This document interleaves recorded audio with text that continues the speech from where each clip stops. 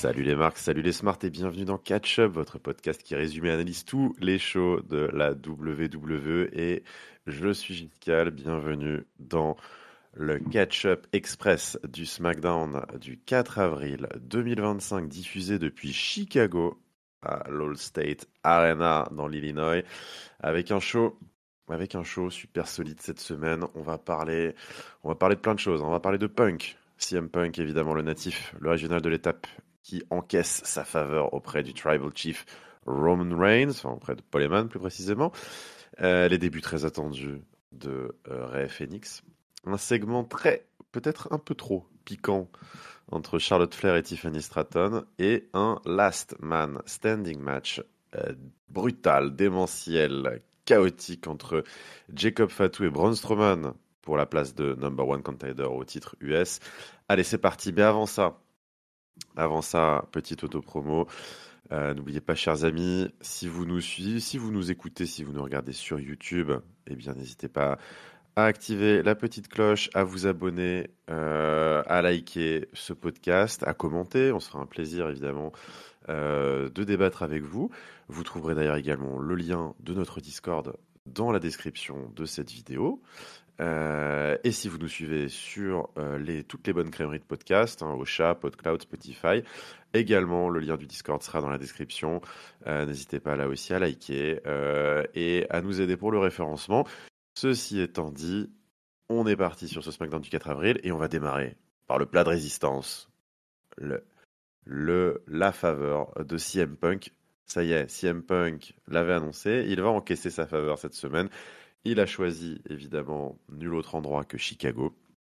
Et on va en avoir le droit, du CM Punk, en entrée, en plat de résistance, au dessert, partout, puisque c'est lui qui va ouvrir l'émission. Il remercie la ville de Chicago, il en profite quand il va dire que voilà, il aurait jamais dû être là, la WWE.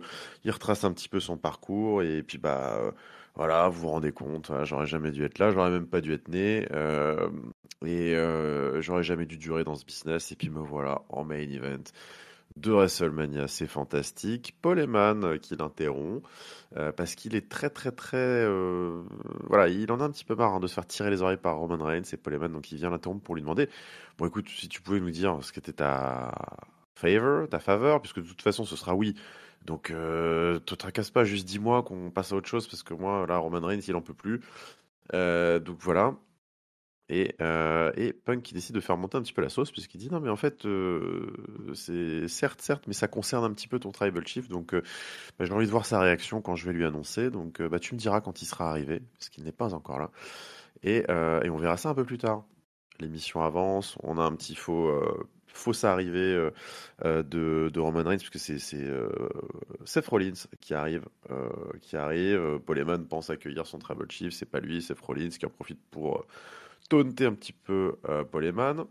Bon, tout ça, voilà, on a des petites vignettes un peu tout au long de l'émission. Et au bout d'un moment, à l'heure du main event, évidemment, toujours à l'heure, notre Tribal Chief, notre OTC, Roman Reigns arrive. Et là, j'aime bien. Enfin, bon, ça, c'est vrai que c'est les nouveaux trucs. Depuis la reprise en main avec la prod Made in ESPN, avec TKO et tout, là, ces shots, ces travelling là de l'entrée de l'entrée de l'arène jusqu'à l'entrée des catcheurs là. Du coup, ils nous font le coup avec Roman Reigns, mais c'est super bien fait. Il descend de sa bagnole, il calcule même pas Paul Heyman, il trace direct Gorilla Position, il y a la musique qui part. Pouah, il rentre, la foule en délire, les ones dans les airs et tout. Amusant parce que là, il est très très business. Il fonce direct vers le ring, enfin il marche vers le ring, pas de pyro, pas de pause, pas de machin. Il arrive, allez, Chicago, acknowledge me, patati patata, il est l'heure de savoir ce que c'est que cette favor. Seth Rollins vient interrompre, il dit ouais bah écoute moi ça m'intéresse aussi. Bon il en profite pour remettre une petite couche de storyline entre deux. Il dit voilà si on en est là c'est par ta faute, t'avais l'occasion de stopper Punk, regarde où est-ce qu'on en est. Voilà moi j'ai pris du recul un petit peu, c'est vrai que j'étais très vénère la semaine dernière mais j'ai décidé de prendre mon destin en main quand la réalité toque à ta porte. Voilà il y a deux attitudes, soit tu subis, soit tu contrôles, soit tu t'adaptes et tu contrôles, je trouve une petite punchline assez subtile, je pense à l'époque de l'architecte quand il avait fait son grand heel turn et sa trahison du Shield. Parce que, bon, écoute, je sais pas, peut-être je me fais des idées, mais en tout cas, Je trouvais que c'était intéressant, cette formulation. Bon, Roman Reigns s'en fout, il dit non mais attends, moi je suis là pour écouter Punk. Seth Rollins qui dit d'ailleurs bah ça tombe bien moi aussi. Donc il ne manque qu'une personne. CM Punk arrive et on tournera pas autour du pot. Il va aller cash CM Punk. Il va dire écoute, moi la faveur, euh, c'est simple. Je vais te sortir de ta zone de confort. Je vais t'obliger à dealer avec us, donc avec nous, par le pluriel. Et donc il dit, puisque ma faveur, ça va être que je vais demander à Paul Heyman d'être dans mon corner à WrestleMania. Énorme pop, évidemment. Choc. Mais Roman Reigns se ressaisit. Il dit, attends, euh, il commence à se marrer. Alors c'est vrai qu'on est retombé complètement dans le tribal chief, un peu euh, complètement dans son univers, tellement sûr de lui qui sombre un peu dans sa propre illusion. Il se rend pas compte de ce qui se passe autour de lui, puis il commence à se marrer. C'est vrai que ça nous rappelle quelques segments avec les frangins Ousso, avec Sami Zayn. Et donc là, il se marre, il dit, mais c'est ça ta faveur, mais, attends, mais tu rigoles, tu te rends compte que Paul Heyman m'aime quand même, hein, c'est moi qui l'ai sorti de la sauce, c'est mon wise man, enfin bon bref, vas-y Paul, dis-lui. Dis-lui non, dis-lui, allez, vas-y, déçois ce pauvre idiot là, et puis qu'on n'en parle plus. Et évidemment, pendant ce temps-là, c'était pendant la tirade de Roman Reigns, ce qui était fantastique, c'était évidemment le jeu d'acteur de Paul Heyman à côté on voit, hein, qui se rend compte de la situation, il va devoir accepter, il n'a pas le choix. Il y a même carrément, il commence à pleurer. C'est vrai que c'est assez fou. En arrière-plan, on a Seth Rollins qui est mort de rire, parce qu'évidemment, lui, il se délecte de cette situation où il voit les deux. Bah, cette situation ne le concerne pas, hein, donc voilà, il prend beaucoup de plaisir à voir Roman Reigns bah, finalement voilà, hein, se faire avoir à son propre jeu et voir le poison Punk bah, voilà, s'infiltrer de son côté aussi. C'est ce qu'il avait dit, hein. Et donc, Paul Heyman, quasi en larmes. euh, D'ailleurs, Roman Reigns lui fait, essuie tes larmes, pourquoi tu pleures et tout, machin. Qui lui dit non, non, désolé, ma Tribal Chief, je ne pourrais pas refuser. Et donc là, c'est le choc, c'est la pop énorme dans le State Arena. Et Roman Reigns, on croit qu'il va en venir aux mains avec Paul Heyman. Il est stoppé par Punk, GTS, et Seth Rollins et Punk se toisent du regard pour le moment final. Voilà, ça y est, la faveur est lâchée. C'est le choc. C'est le choc. Alors, qu'est-ce que vous avez pensé de cette faveur? Est-ce que vous êtes déçu? Est-ce que vous attendiez à un enjeu incroyable, une sorte de stipulation rajoutée au match, quelque chose comme ça? Moi, je dois vous avouer que je trouve ça assez stylé. Peut-être, peut-être un peu facile, mais je trouve ça très stylé. Je trouve que ça, en fait, je trouve que ce segment a été parfaitement exécuté.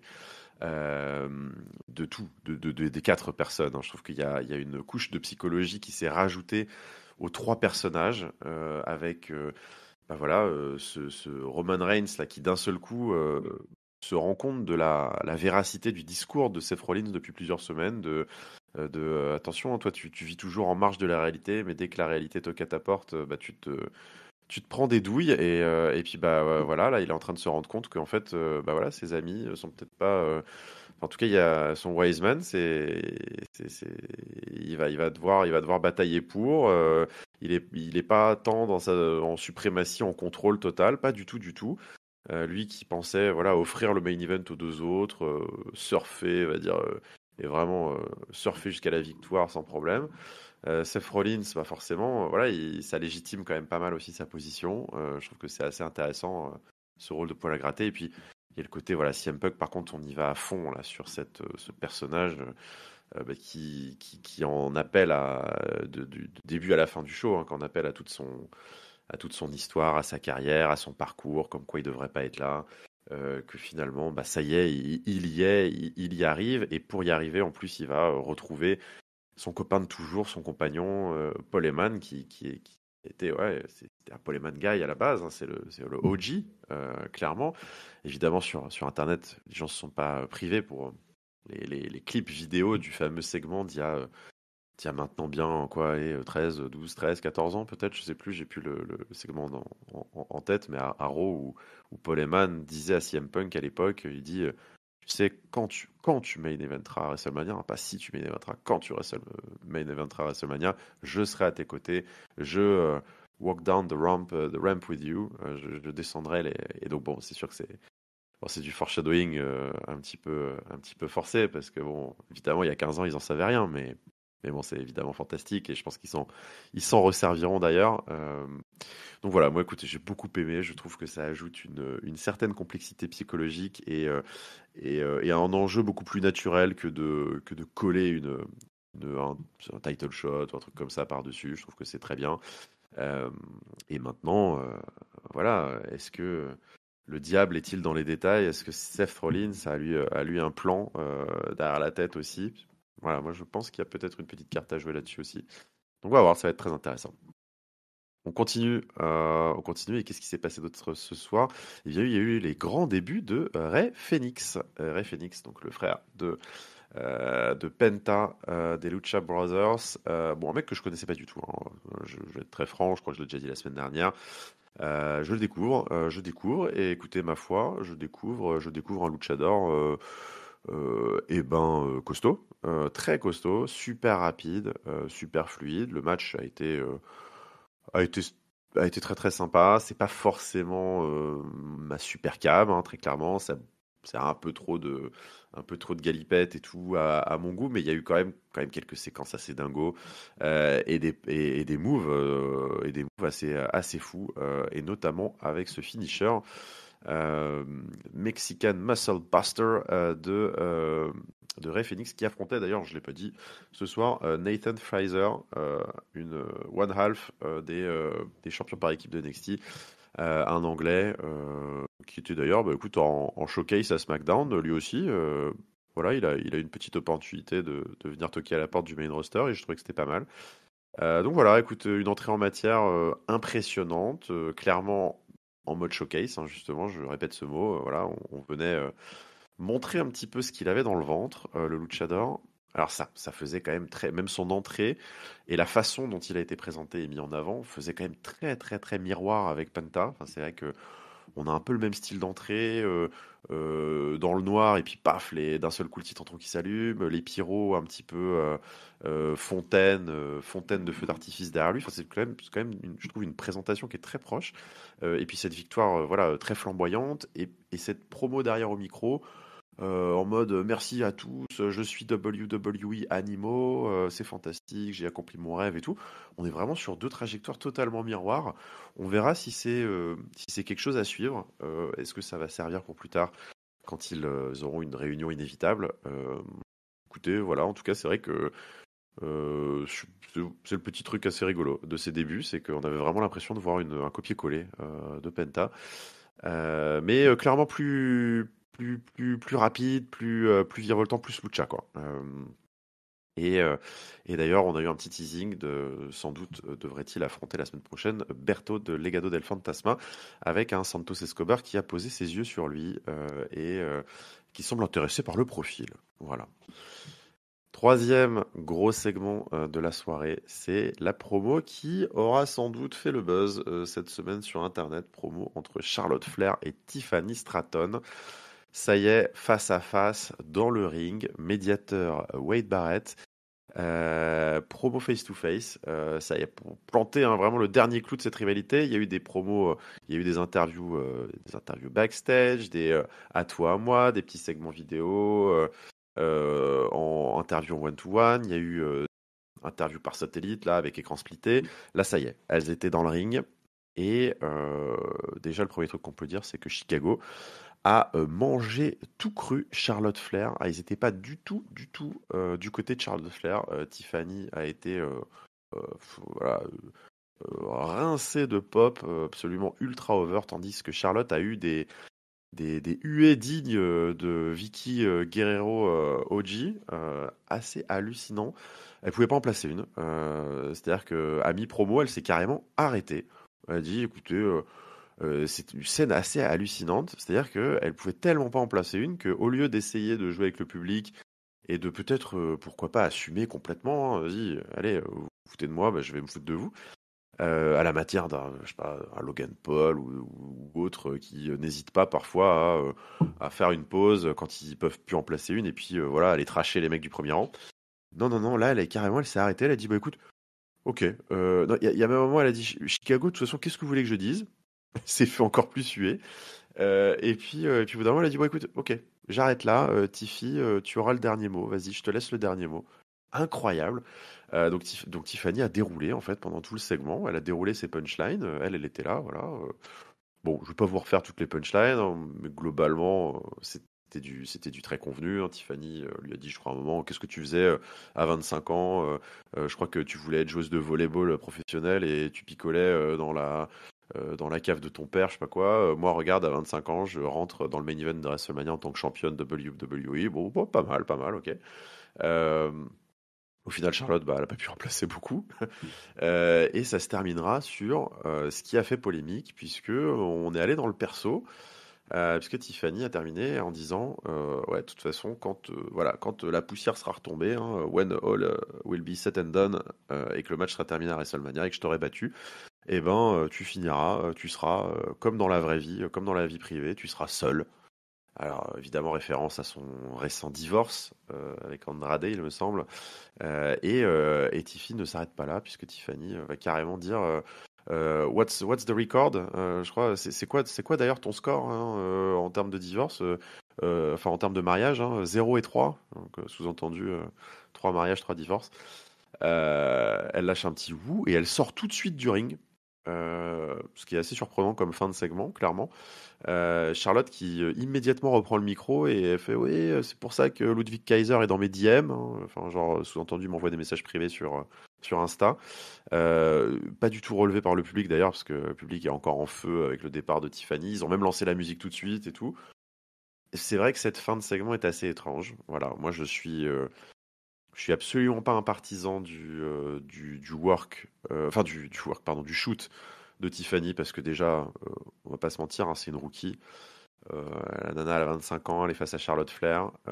Et puis, il y a une règle d'or que je ne cesserai de répéter tant que je suivrai du catch, c'est si ça passe à la télé, c'est storyline, c'est kayfabe. Il n'y a pas de... Arrêtez de vous inventer des vies.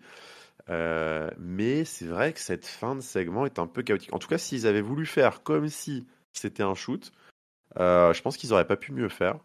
Donc c'est vrai que ça a créé... il y avait un flottement, il y avait un malaise sur cette fin de segment. Charlotte avait l'air, de toute façon, avait l'air ultra frustrée de toute cette promo où elle n'a pas pu en placer une. Charlotte, historiquement, n'est pas forcément excellente au micro, ça déjà on le sait.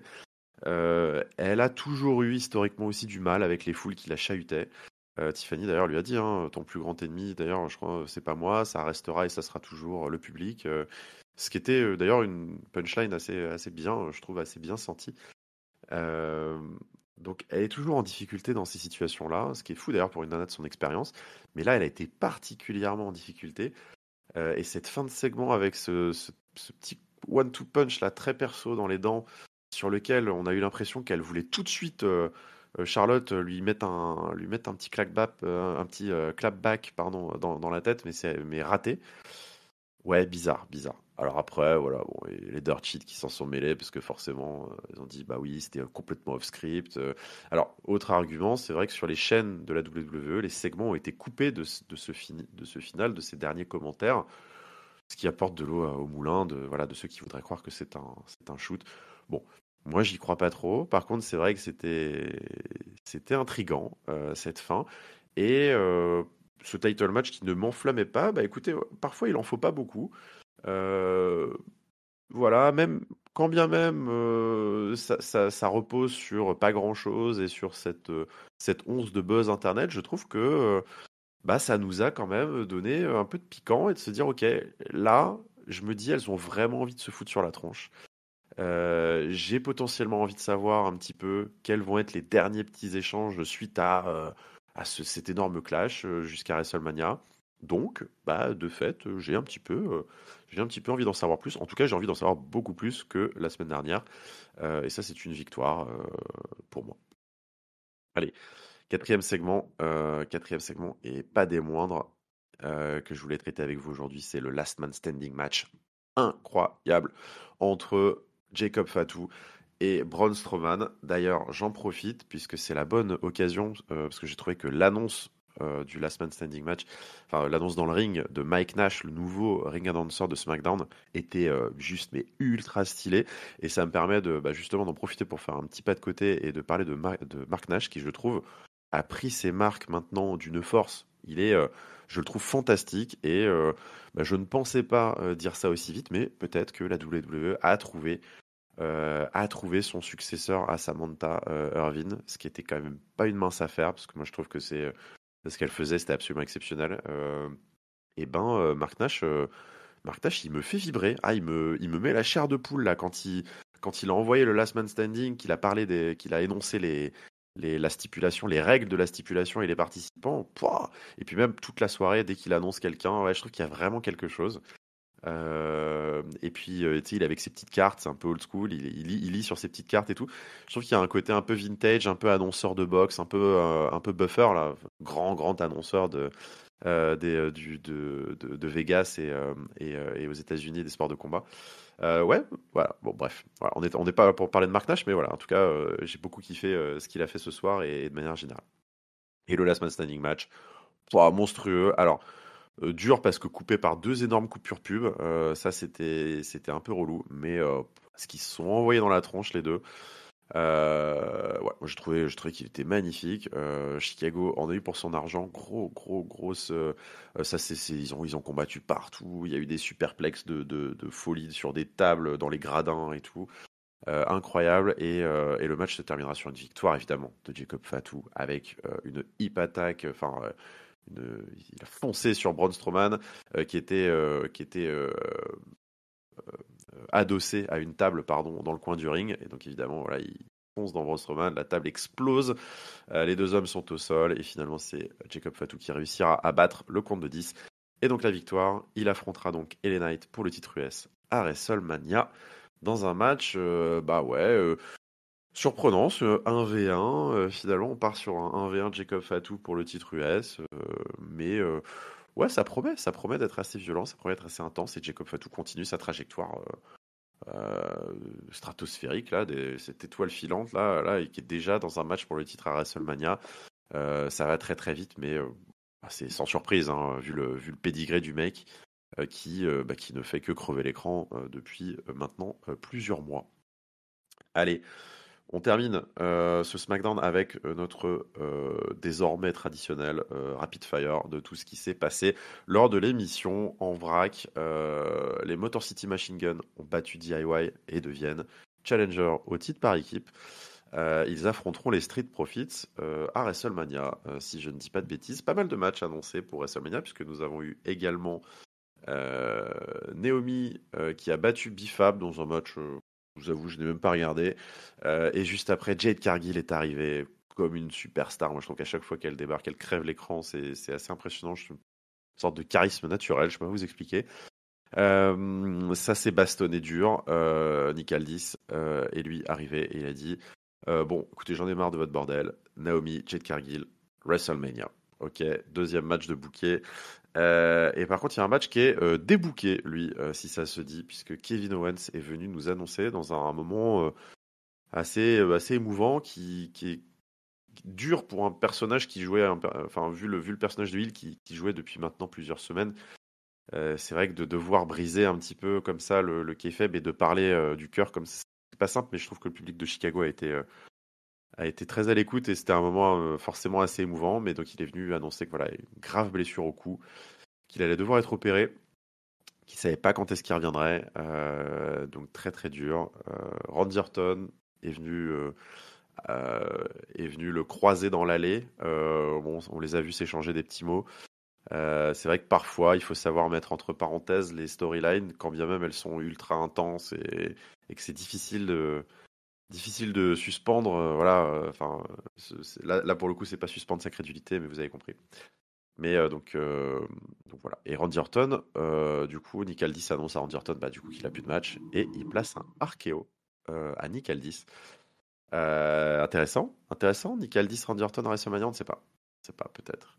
Et puis, bah écoutez, somme toute, voilà. Voilà pour ce SmackDown du 4 avril. C'est bouclé, c'est bouclé. Je pense qu'on a parlé de tout. En tout cas, on a parlé du plus important, c'est sûr. Le top, le top. Bah écoutez, pour moi, c'est le main event, c'est le segment avec CM Punk et la faveur révélée. Je trouvais que c'était très puissant, bien amené, psychologique, ça croise beaucoup de choses, ça fait des callbacks à des vieilles relations. Ça va être intéressant, ça va être très intéressant, je pense, de suivre comment ce triple threat va s'articuler désormais. Donc ça m'a beaucoup plu. Le flop dur cette semaine. Dur cette semaine, le flop, très honnêtement, je sais pas. Charlotte Flair, peut-être? Charlotte Flair qui s'est fait, ouais, si, c'est un bon flop. Charlotte Flair qui s'est fait laminer par Chicago, vraiment bouffé, avalé par la All-State Arena. Terrible, terrible, terrible. Charlotte, vétéran, 14 fois championne, qui se fait marcher dessus par la reine et la petite rookie de 25 ans qui en a bien profité. Et ma note, bah écoutez, super chaud. Je trouve que là, pour le coup, ça sentait WrestleMania, très focus. 4/5, magnifique.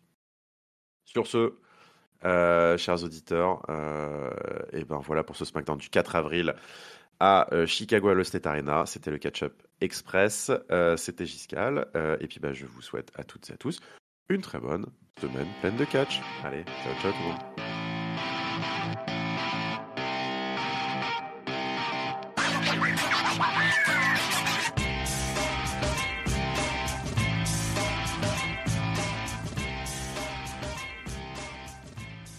Mike Nash, ouais.